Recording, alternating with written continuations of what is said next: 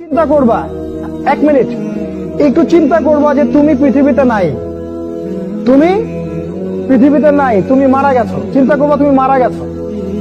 এরপর চিন্তা করবা তুমি যে মারা গেছো পৃথিবীর কারো কোনো সমস্যা হচ্ছে কিনা। তুমি যে মারা গেছো পৃথিবী কি থেমে আছে? তোমার পরিবার থেমে থাকবে? তোমার শিক্ষা, তোমার বন্ধু বান্ধব, তোমার আত্মীয় স্বজন কেউ থেমে থাকবে? কেউ থেমে থাকবে না। তুমি পৃথিবীতে থাকো বা না থাকো কারো কিছু আসে যাবে না। আল্লাহ পাক তোমাকে যে পৃথিবীতে রেখেছেন একটা সুযোগ খালি দিয়েছেন, এটা তুমি আল্লাহর দ্বীনের জন্য কিছু করতে পারো। এটাই আল্লাহ তোমার কাছে চান, আর কিচ্ছু চান না। আর কিচ্ছু আল্লাহ তোমার কাছে চান না।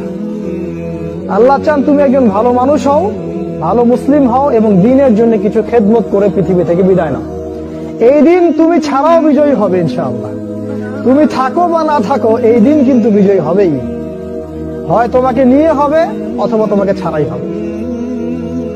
জীবনের উদ্দেশ্য ফিক্স করো। জীবনের উদ্দেশ্য একটাই, জান্নাত।